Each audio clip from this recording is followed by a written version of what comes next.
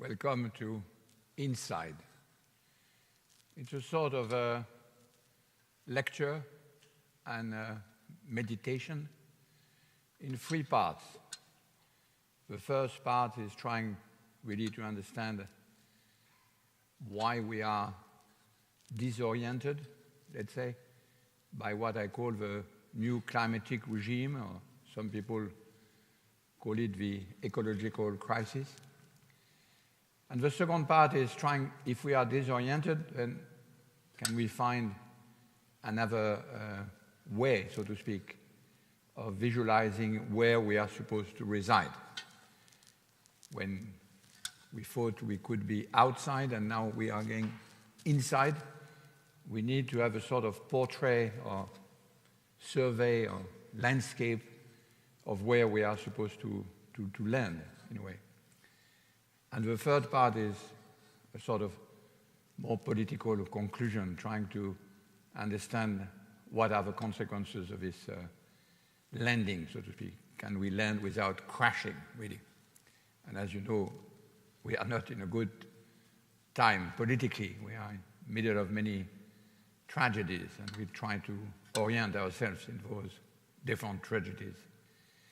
It's a lecture, but it's also how should I say, a lecture augmented a bit, because I'm going to comment, really, for the whole lecture's visualization, which have been made by Alexandra Arène and Sonia Levy and Axel Grégoire, and staged by Frédérique Aït-Touati.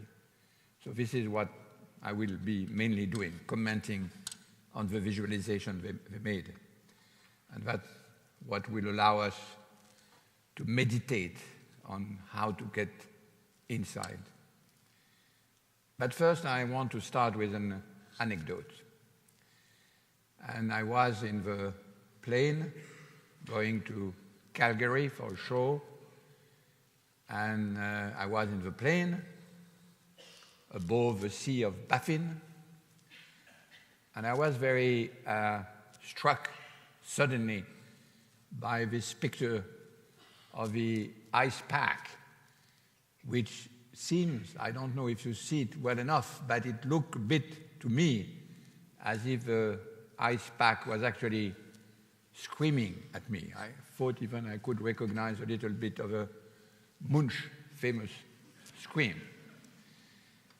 And as you know, I mean, I've been on this plane several times, going onto above Greenland, and every time, I'm sure many of you have done it, I felt something which we call the sublime, so beautiful, so impressive. But this time I didn't feel that way, not only because I was screamed at by the ice pack, but I felt also that something was completely wrong in the old feeling of a sublime. I couldn't feel it. Because to feel it, you need three things. You need to be outside, external to the spectacle of nature. Then you need to feel very small compared to what you see. And third, as you know from tradition, the philosophical tradition, you have to feel immensely big, morally, compared to this bunch of stuff outside.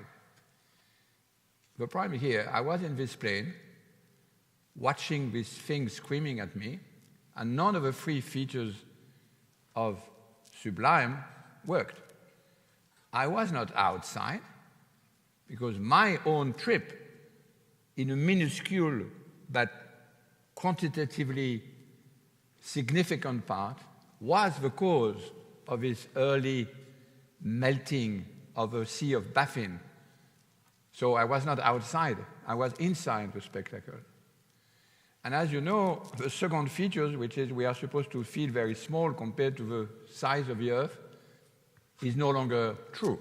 I mean, I know that myself, minuscule, yes, but we, as humans, we know that we are the same size as this ice pack.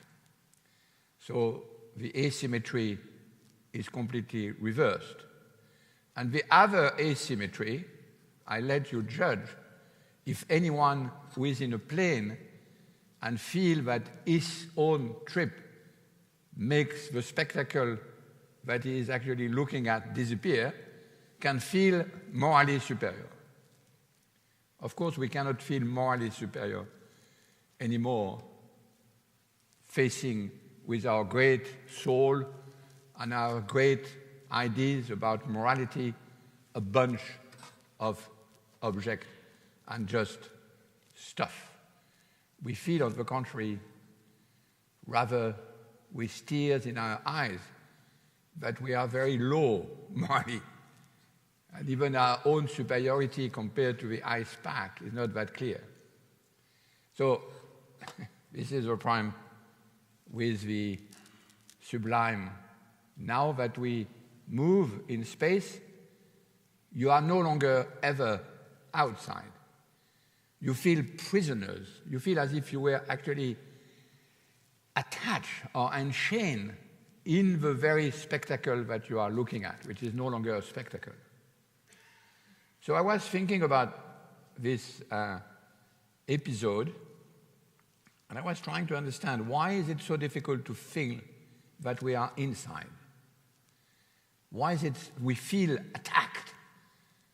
We feel as if something essential had been destroyed because we could no longer see nature as being outside. So I was trying to understand what's so wrong with the idea of living inside in a cave. And of course, you know the answer, every one of you. We don't like caves. Why? Well, you learned it at school because of the myth of a cave.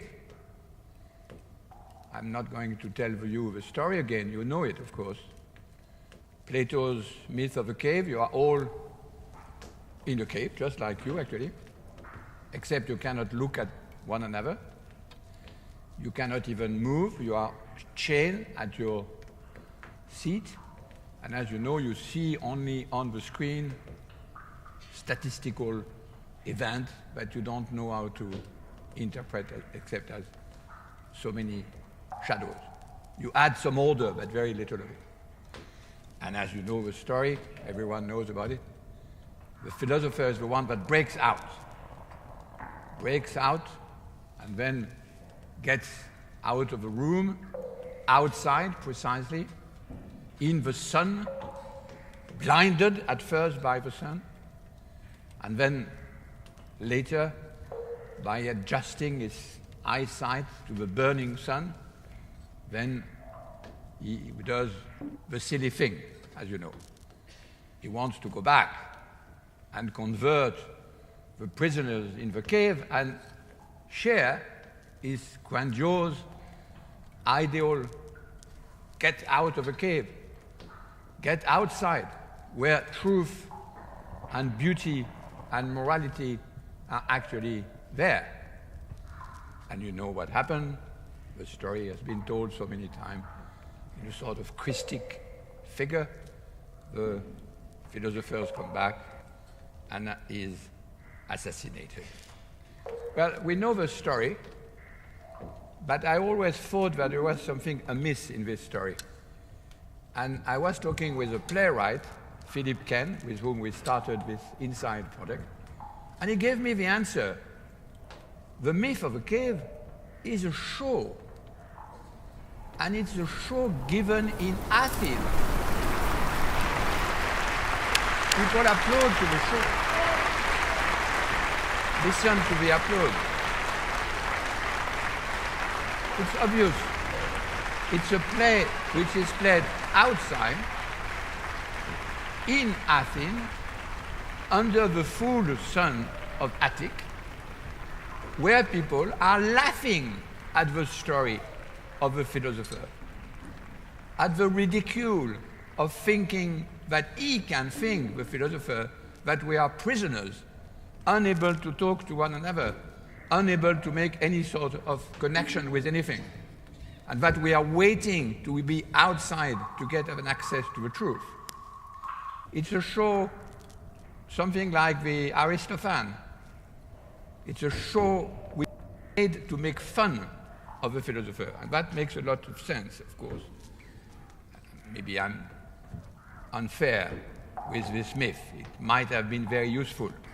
But so many other injunctions are associated with this myth of a cave that makes the outside the great destiny, so to speak, of everything in philosophy, everything in morality, everything in politics, if only we were outside.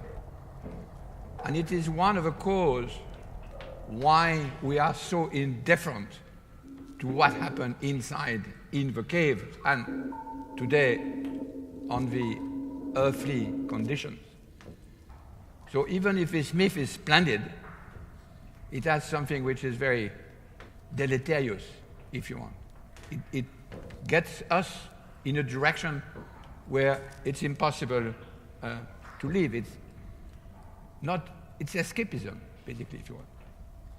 So what is so interesting here is that it imagines that the only possible position is to be outside and looking from the outside at the blue planet, at the Earth. And this is where the problem, one of the many problems of our disorientation lies. We know this image of a blue planet. We have seen it so many times. And it is, of course, so beautiful. But what is very strange is that we take it as a good picture of where we reside as humans and life forms. We are obsessed by the beauty of this image. And long before it was associated and allowed to come to us by NASA, it was already in our imagination. You recognize, I'm sure, in this figure of a globe, not what you live in, but what has been shown so many times in, for instance, the symbols of the Roman Empire, in the Christian symbols of God, orbis terrarum, who is holding the whole globe in his hands, or the Imperium Mundi. So we have actually merged the NASA empirical image of a blue planet with symbol of imperial power, which is okay. It would be okay if only it was not seen. It was seen, as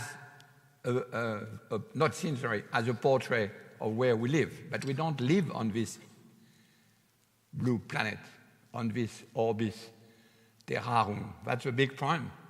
This is not where we inhabit. It's a view from the outside. And it's twice a wrong view of where we live. First, because this apparent appeal to the global is always wrong. It no longer unifies. This is the great paradox of a great image of a blue planet. You remember, I'm sure you have seen read hundreds of arguments about seeing the blue planet in the 70s and 80s was supposed to unify the whole Earth, the human society. You see the blue planet and you feel politically good, harmonious, so to speak. And exactly the opposite thing happened in the 30 or 40 years since this image was becoming an icon.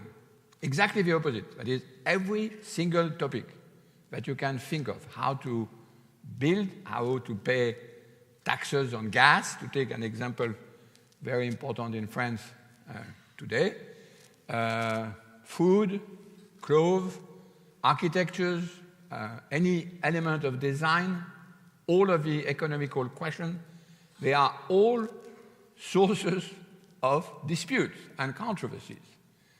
Nature, which was supposed to unify us by just looking at this common abode, does exactly the opposite. But it's exactly what divide us. I really think we should pledge. We should make a pledge. Maybe after the talk, we should make a pledge. Never use the blue planet in any text about ecology. Never write a tract, never write an article with the blue planet anymore. You see it and you are depoliticized. So it's exactly counterproductive. It's like shooting yourself in the foot. Because it does give the idea of harmony. It gives the idea that there is a totality. And in fact, it's exactly the opposite. It's divide. But the second reason why the blue planet is a very bad example is because we never see things globally. The whole notion of seeing things globally is actually wrong. It's never possible to instantiate it. Look, this is the Earth, right?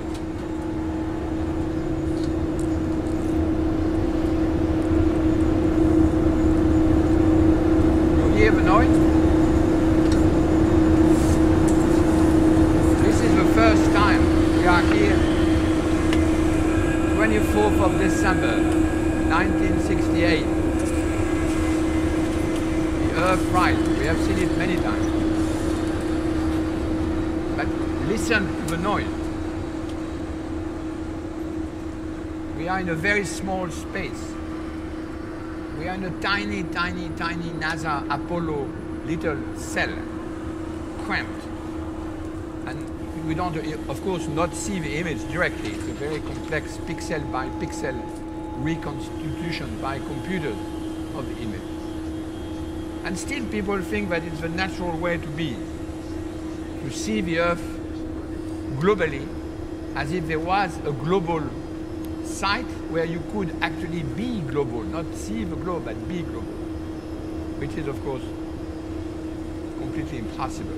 Every single time you hear someone speak about the globe, ask where is the globe being seen and in which cramped space, on which small screen, in which very noisy little place do people talk about the globe. This is why twice the notion of a blue planet is rather disorienting. We are always inside, in fact, already. No one is able to have a view from nowhere and see the thing from outside. We are really inside. But the most extraordinary thing is that it's not just a disorientation in space. It's also now, if we follow the scientists, a disorientation in time. And this is even more troubling for those who imagine that they knew where they resided. The disorientation in time is coming from not astronauts or people in cosmology, but from geologists. You know those images, I'm sure. You have seen many of them. You have studied them maybe at school. Sediments. And we know the length of time necessary to produce these sediments. We know how to read those images.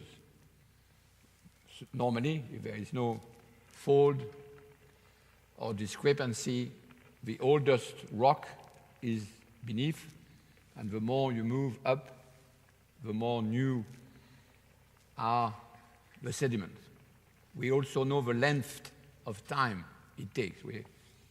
Actually, if you teach science, you know how difficult it is to make kids understand the immense size, the immense length of time necessary for those sediments.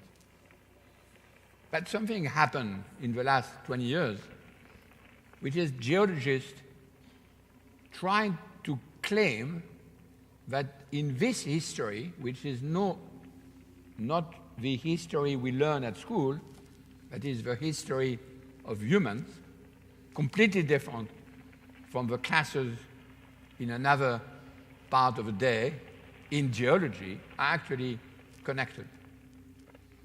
and that when we talk about history, we should talk, as they call it, about deep history. And that the way we actually understand the action of humans, like those humans who invented the plane with which I started this lecture, is actually letting a trace in this geological history which is discernible, specific, and which will be soon, in generations to come, added to this space. We're trying to refuse this. We try to say, no, we don't want to hear about geology in addition. We have enough to do with human history. We don't want, in addition, to have to deal with the history of sediments. But they insist, and they say, yes, we have entered something some of them call geohistory. And this geohistory, probably you have heard the term, use a lot of label to specify the period. Holocene was supposed to be the term they used for the last 13 years or so, 13,000 years. And now they talk about the Anthropocene. It's a disputed term. Many of us like it, many of us dislike it. But it's a term invented by geologists precisely to capture what I mentioned before when I was in the plane going to Calgary, that is the similarity of scale between the human scale and the earthly scale, which is, of course, what is impossible to fathom. If people are climato-skeptics, I mean, there are lots of people who are climato-skeptic for bad reasons because they are, I don't know, paid by industry or something like that. But there are people who are climato-skeptic by common sense, so to speak. And they say, how do you want us to be at the scale of those phenomena which are gigantic and take millions of years? And it makes a lot of sense to doubt the possibility of scaling the Earth history and human history, especially for some of the people who talk about the Anthropocene. There is a committee of the Anthropocene which is trying to understand if it's a good term, and they have lots of meetings about it, trying to make sense of the Anthropocene. And some of the data is very short date. So short that they say maybe the Anthropocene can be dated 1945. There are lots of other dates which are longer, but the one which seems to be the more probable in terms of the science called stratigraphy, the science of the sedimentation of rocks, seem to be 1945. Well, this is a very short time, and yet what they claim, and you see why we are now inside in another sense, is that humans are inside this history of geology. So that you cannot escape. You cannot escape to be responsible in a way, as if, I mean, of course it looks impossible. It looks, give humans clothes which are, I don't know, immensely larger than what we are used to wear. So it's also a disorientation in agency. When people say you are responsible for the Anthropocene, of course they don't know the who. Is it you or me, or it's a sort of indifferentiated human? But anyway, even if you take all the human as a block, so to speak, it's still immensely troubling in terms of agency. And yet, day after day, the scientists, especially those of this committee, insist, we publish papers after papers, say, yes, you are at the right scale. The humans and the Earth are, in terms of energy, in terms of erosion, in terms of transformation of a geochemical cycle, you are about the same size. You develop in terms of transformation of the Earth something which we as geologists have to say is typical of a new period. And that's where we are disoriented because now we'd like to remain outside of his history, of his geo-history, and outside of the controversies associated with it. Let us out. We don't want to hear about it. Let's take an article of Science, which is fairly typical of that controversy. This is a paper, a recent paper in Nature, one of the few new papers who are sort of summing up what is known about it could be called the Anthropocene scientific quarrel, so to speak. This is a carrot, a dig from the Arctic. You see below the ice, which has not melted yet, and you see the little green thing there, which is immediately, of course, after melting, life arrives, thrives, and developed a very small layer. This is typical of a question which are raised by scientists for the Anthropocene. Why? Because the size is minuscule, of course. The tiny, tiny, tiny size is minuscule. So the similarity in sediment of the human activity and a geological activity should not be seen in terms of size, of course. But if you read their papers, and especially this one, what is completely specific to this layer is its chemical specificity. The soot, no soot before. Plastic, no plastic before. Nucleotide, no nucleotide before. So what this paper says, and this is the troubling part, is that if you imagine, 5,000 years, 10,000 years, a stratigrapher, a geologist who is looking at this small sediment and the one which would be accumulated in the few years where our civilization developed. This is complicated. The geologists now say that the geologists in the future, if they are geologists in the future, will recognize this layer as completely typical of a geological era, or period at least.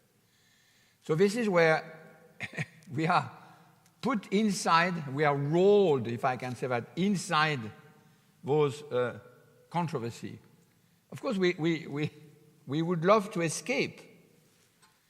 We want to escape out of this history. And you see that the two things are in parallel. We are too much outside in space, imagining that we see things from the blue planet from outside, where no one resides, really. On the other hand, we would like to be outside entirely of this geological history and of all the disputes which are associated with the Anthropocene. But we're stuck. We're prisoners. We are sort of shifted or pushed back in the cave. It's a very different story from that of Plato. We are actually pushed back.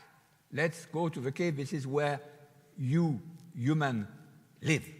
And that's where you have transformed the whole scene. You cannot escape. And that's the second part of the lecture I'd like now to go, which is that it seems really we have to take into account a new scenography, if you want. If we are not on the blue planet, where are we?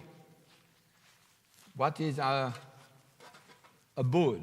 What is the way in which we can actually recognize the place where we live? It's artificial, it's highly complex, but it doesn't look like the blue planet. It looks very different. And how to call it? This is the second part of what I want to meditate with you.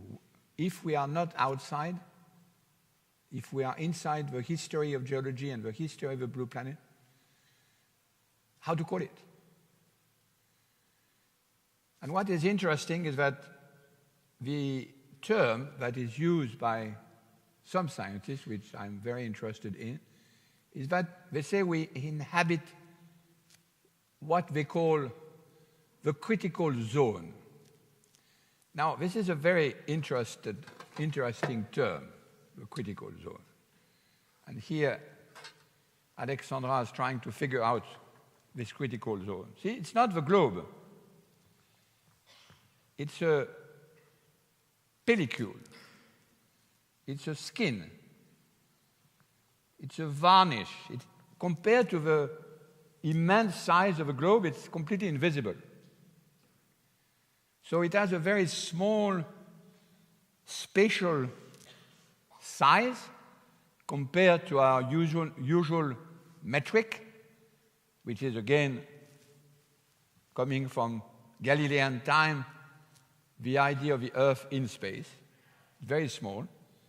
And yet, paradoxically, everything we have ever experienced, everything life forms have built, everything which has ever been seen by living entities is in this small, very tiny biofilm, if you want. And what is important is that they call it critical for lots of reasons. One of them, they say it's critical because it's out of thermodynamic equilibrium, which is one of the technical meaning of the word. But you understand the other meaning is that it's critical because it's fragile. This is where we live, and yet we have no representation of the way we live in. This is the great paradox. If I show you a globe of the Earth, you feel that this is correct. This is where we live, even though this is not where you live. If I show you this, you say, no, this is not where we live, even though this is where we live. So in the disorientation, this is what I'm trying to do with this lecture and meditation, so to speak.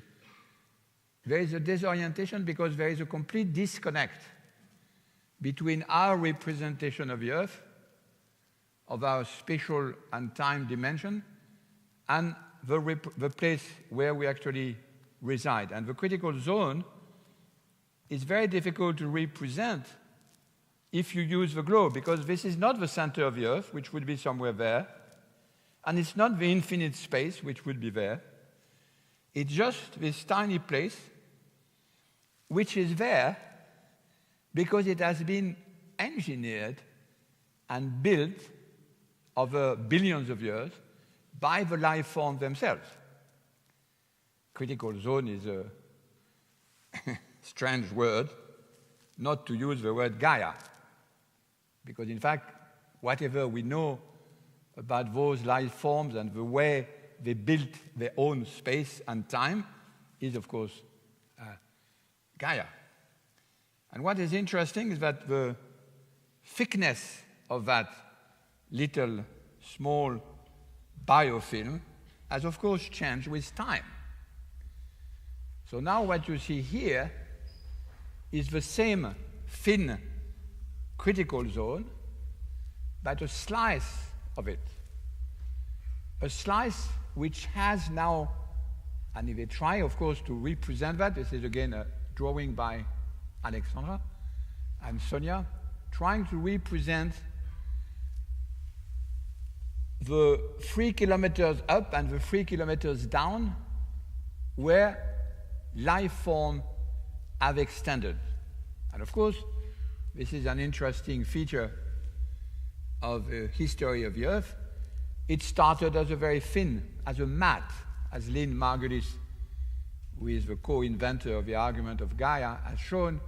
At the beginning, it was just a very thin film, a few centimeters thick, and now it's a few kilometers up. But of course, this is the result of the extension in space and time of the life form themselves. What the critical zone people do is that they try to understand how this small pellicule, this skin, if you want, live, and how extraordinarily heterogeneous it is, how difficult it is to fathom the complexity of this very small film. It requires a type of sciences, a multiplicity of disciplines, which is slightly different from what we actually can witness in other parts of the scientific community.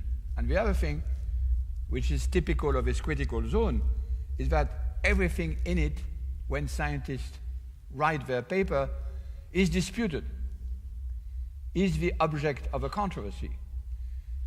Look, they put instrumentation to understand something about water circulation, about the circulation of phosphorus, about the circulation of CO2, of course, and every time they produce an argument about it, every time they produce any fact about it, this is immediately in contradiction with many other people who have other interests, farmers, industrialists, citizens, about the way this little surface functions. So the critical zone is not nature. The critical zone is not the application of nature as we know it in the past, because we share, we are inside the skin, and the scientists I'm trying to follow or represent here are all building observatory and instrument to try to understand how we function, but the skin on which we as humans are actually alive are resisting and protesting. It's as if you were entering a hospital and had to be submitted to a surgery. They do something on you and you react. So it's a very different, how could I say, it's a very different distribution of role between the scientist and the public. This is another reason why these critical zones are different from all the others.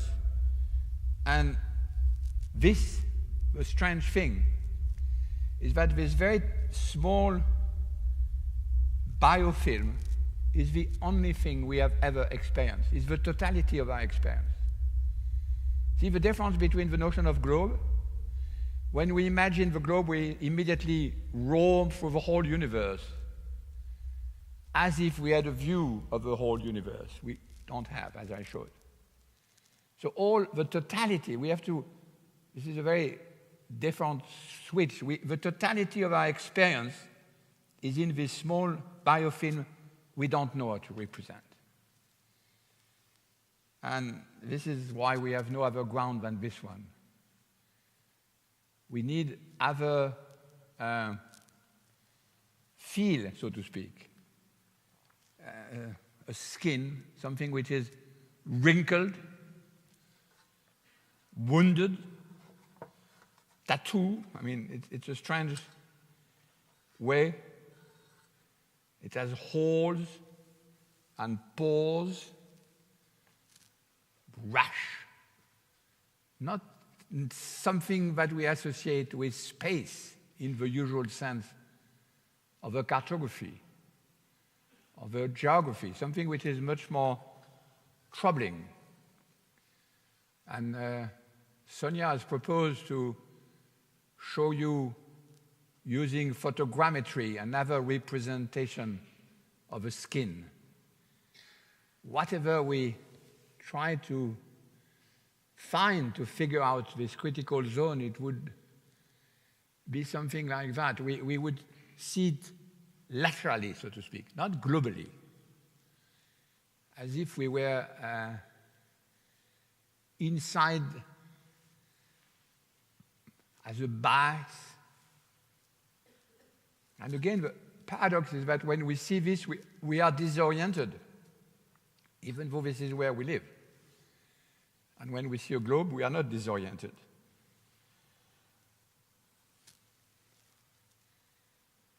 We should be able to use this sort of intuition to imagine other things. And in building around those intuitions, with Alexandra, we try to imagine something which, maybe this is too grandiose term, but something like a new cosmology. And that's what we try to represent. So this requires a little bit of explanation, because it's an interesting switch in representation. You understand what I'm trying to make you do? I'm trying to offer alternative view of a place where we reside, even though they don't look like the globe viewed from the outside. So what Alexandra did was to take the usual image of the Earth, but made two radical changes. One of them was to reverse it as a globe. So now, imagine that this is the atmosphere, and this is, at the periphery, is the deep Earth.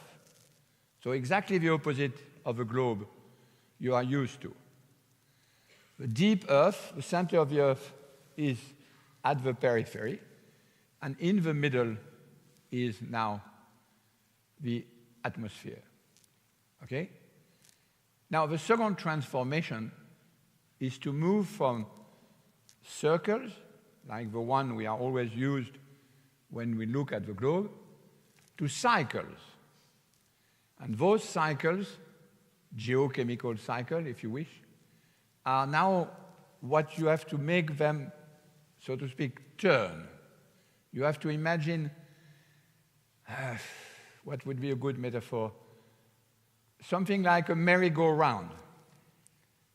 You imagine a manège, a merry-go-round, but at different speed.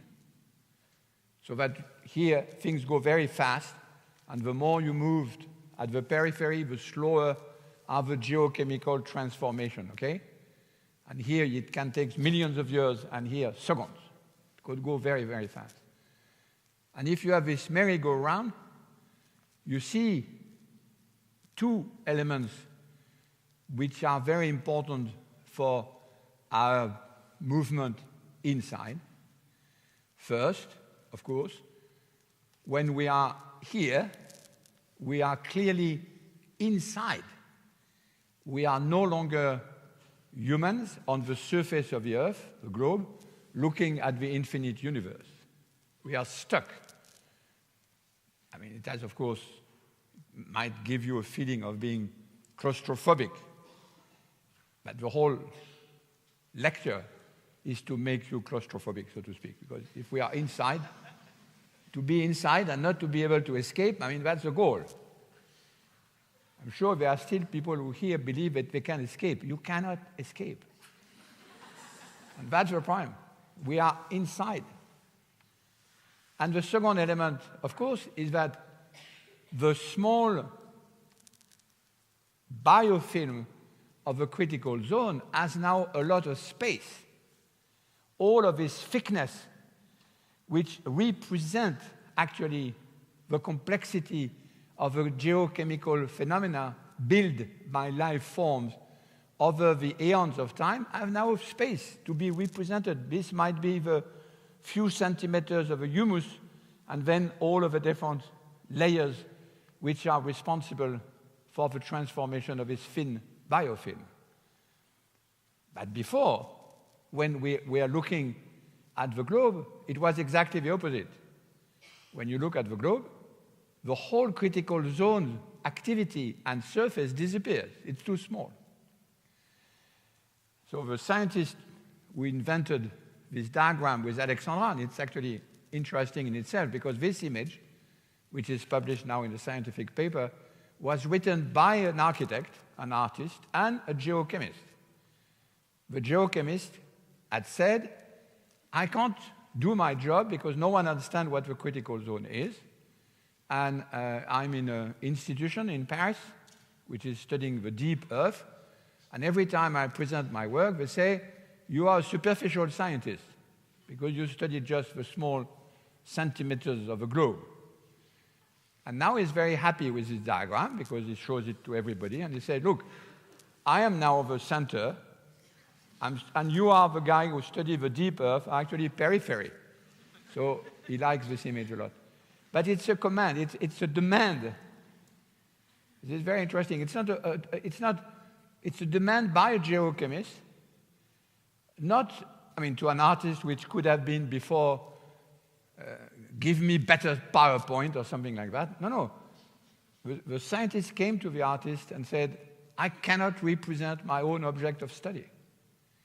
Do we have other resources in order to make our own work on the heterogeneity of the critical zone visible?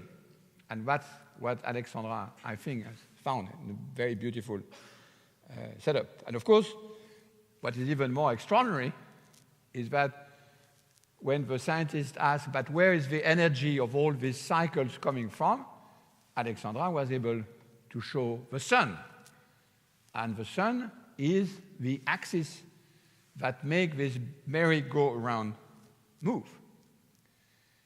So you have now to imagine that you are transformed, the humans are, this is, of course, difficult to absorb, but it's very important. The human is a set of switches in geochemical cycle, activated, of course, by the energy of the sun. Now, what I like in this image, and I find Alexandra extremely clever, is that it's simultaneously a geocentric image, because the Earth is at the center, and it's not the Earth as a globe, it's the Earth as Gaia. It's the Earth as made of all the geochemical cycle that life forms have invented over the years. But it is also heliocentric. But it's not the sun of astronomy. It's not the sun of Galileo. It's the energetic sun, the energy that life forms have been able to capture in the history of the Earth and making this sort of vortex move around. So if you think of it, it's maybe destabilizing at first, but I claim that this is actually a fairly good view of where we reside. It's the place where, and it's not a place, it's a vortex, which is a representation of the heterogeneity of the way on which we live. And for once, the critical zone, that is the thin layer, has space to spread. And we can begin to be very peculiar about the multiplicity of phenomena in which the life forms have integrated themselves over the years, which is the beauty of those images.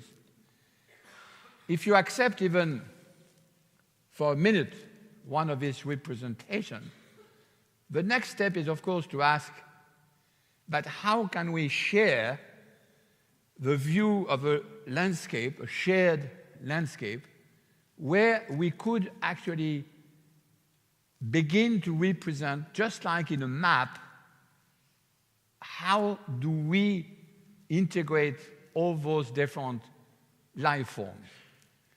And we did an experiment with Alexandra and Sonia, which I want to relay to you.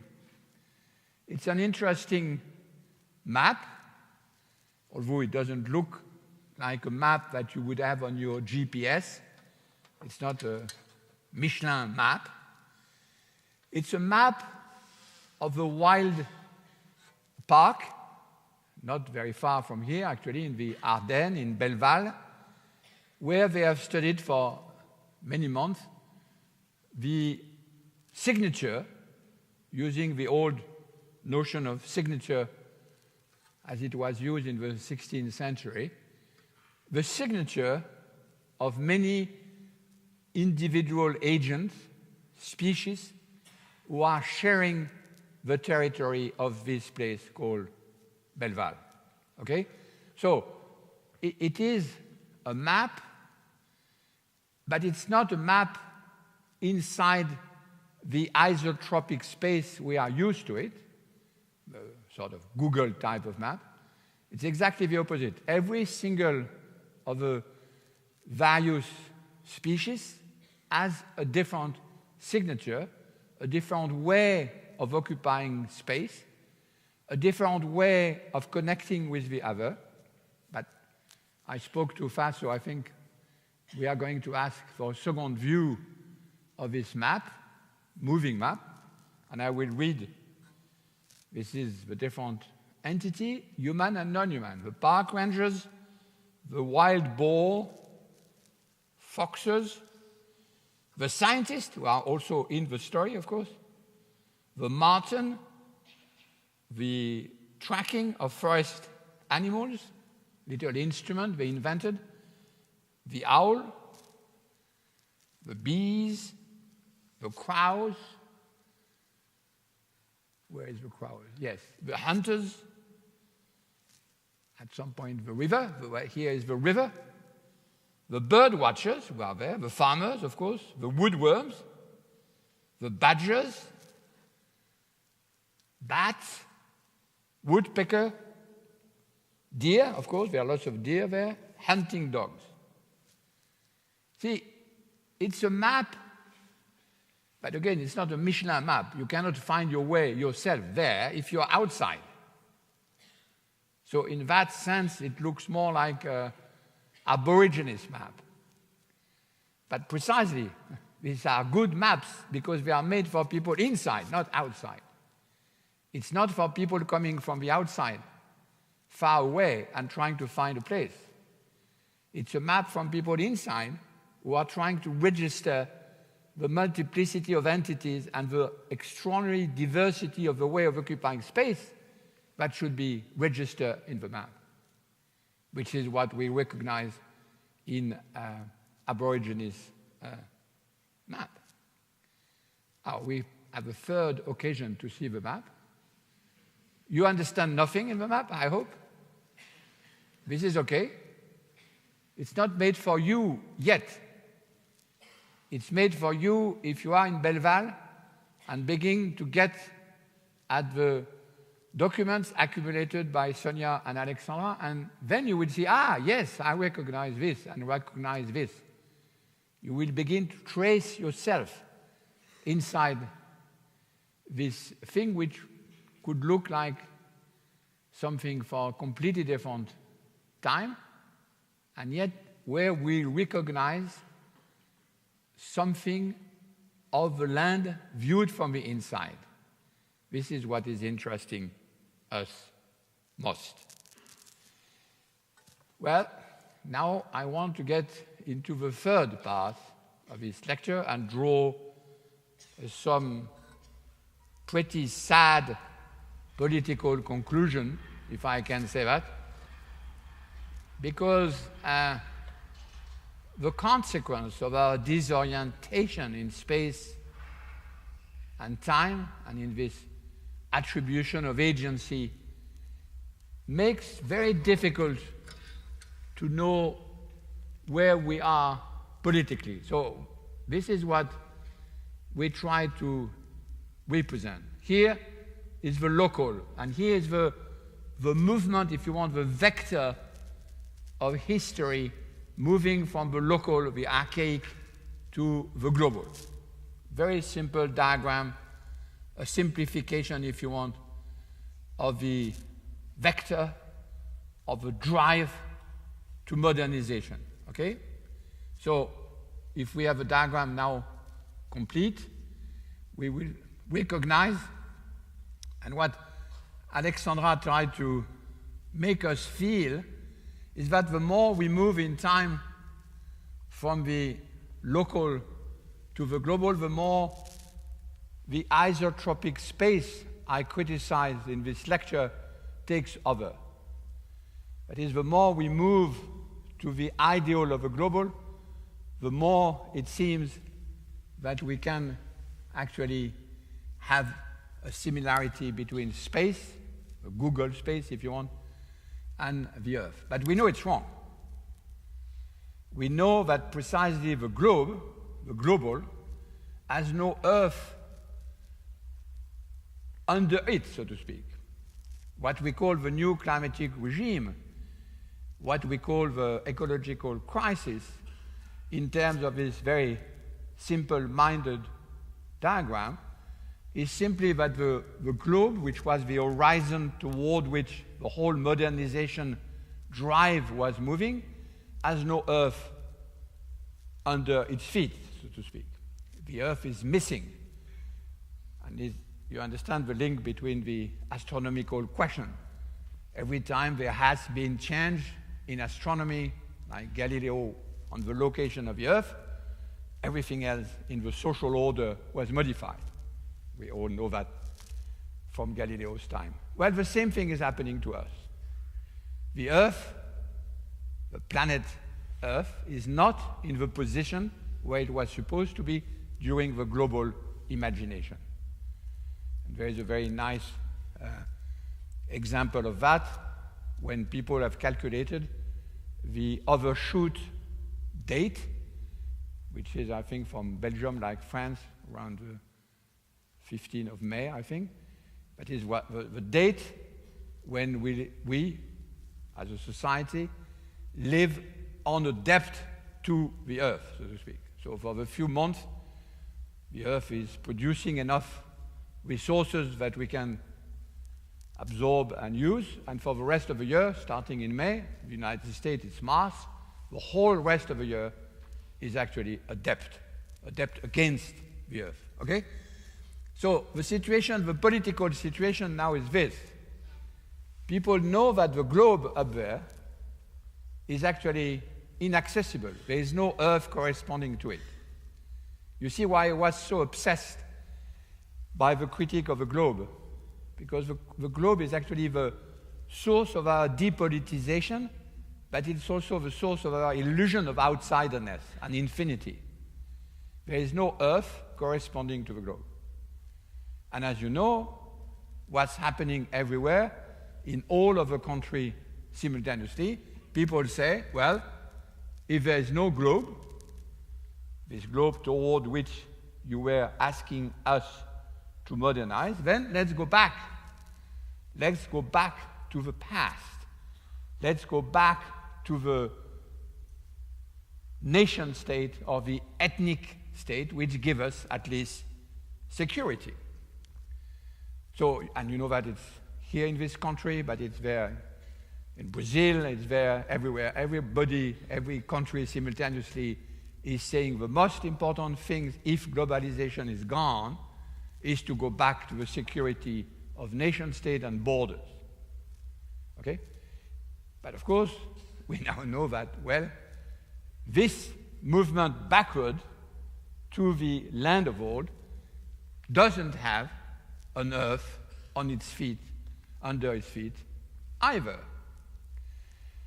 So the tragedy, the political tragedy of the time is that the two elements which are organizing our reflection about what we will do in the future, what our kids will do, how they will thrive, how are we going to surmount the ecological crisis, are oriented by two poles, what could be called two attractors, which are actually complete utopia. The one on the top, the globe, there is no Earth.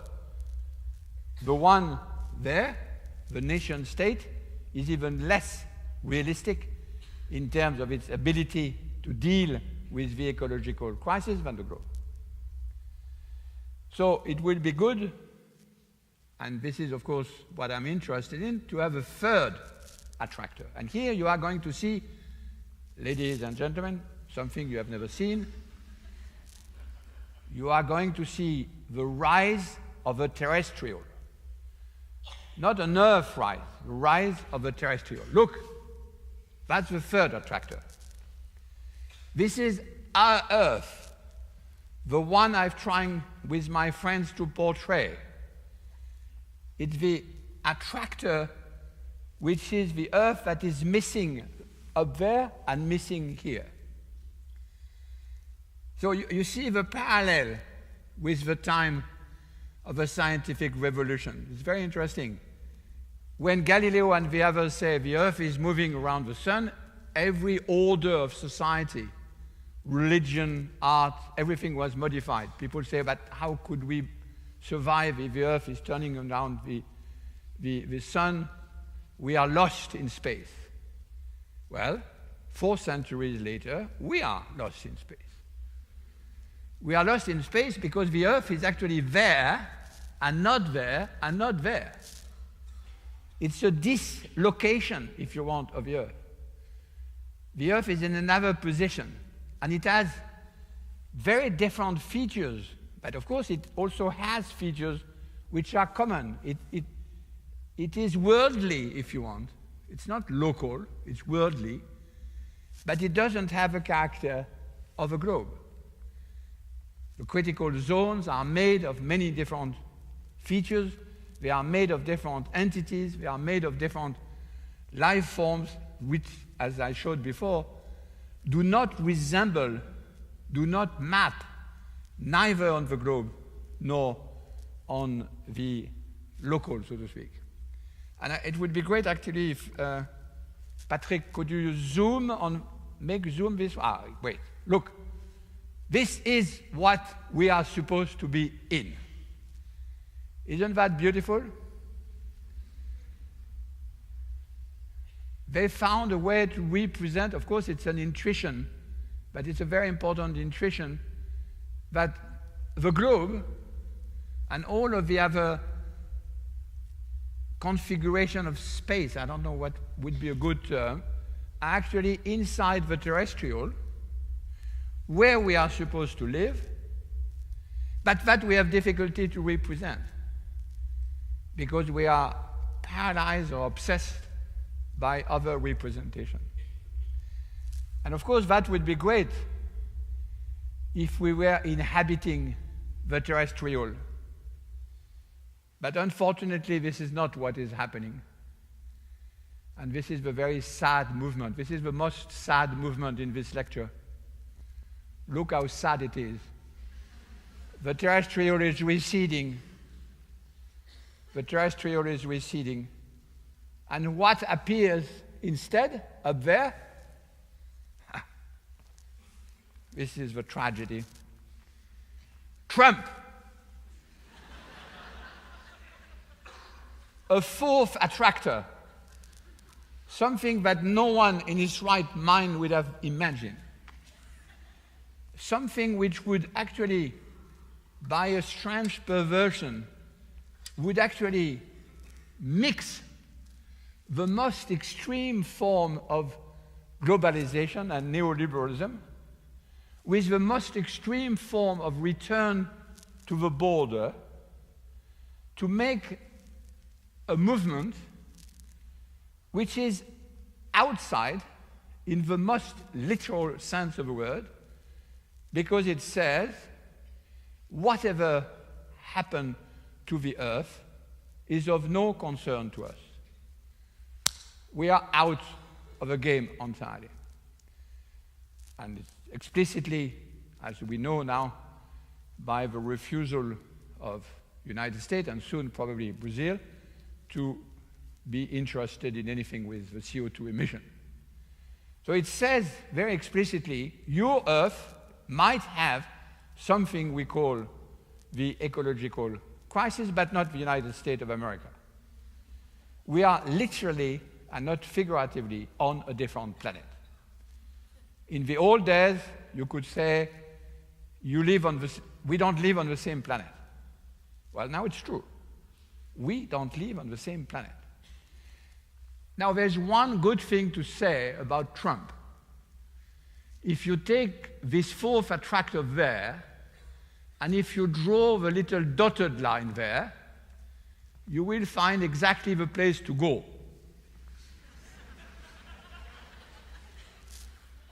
So the great thing about the United States is that it deliberately, because it has explicitly said we are out of the game of a climate negotiation entirely, then it does actually describe fairly well the ecological future, so to speak, but of course negatively.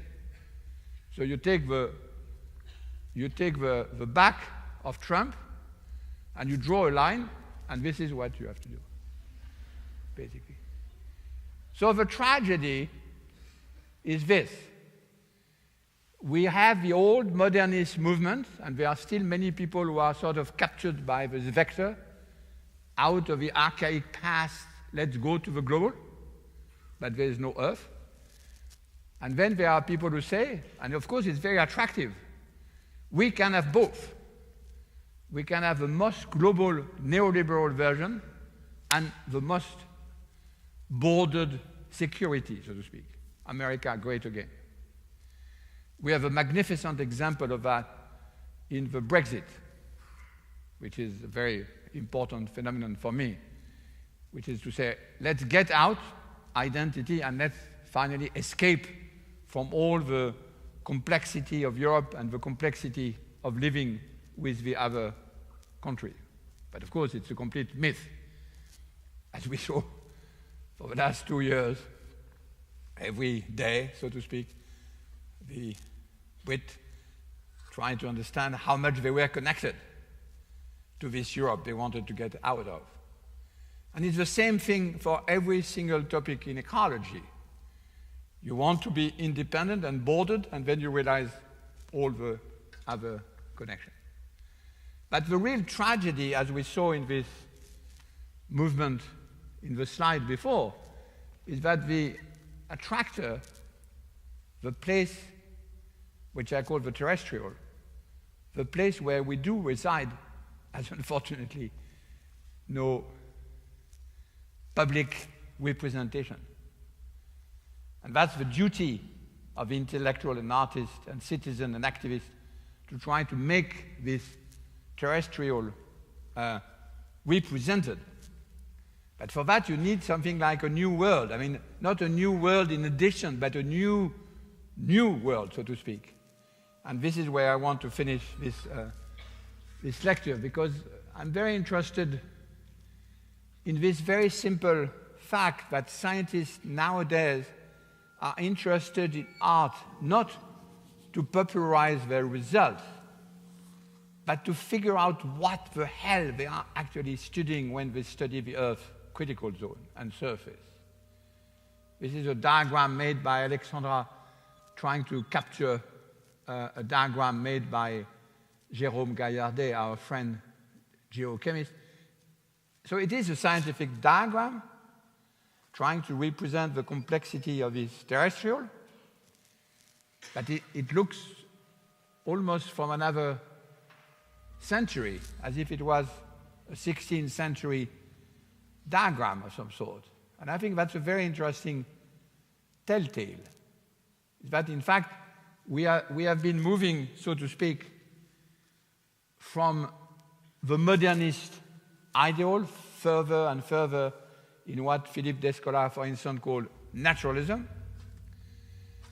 And suddenly we find ourselves in something completely different from naturalism. It's still science. It's still science and politics, science and society, but it doesn't have the same characters at all. It has, visually it's not the same because it's not the Earth and as a globe. Of course, politically it's not the same because the scientists are constantly in the middle of many controversies.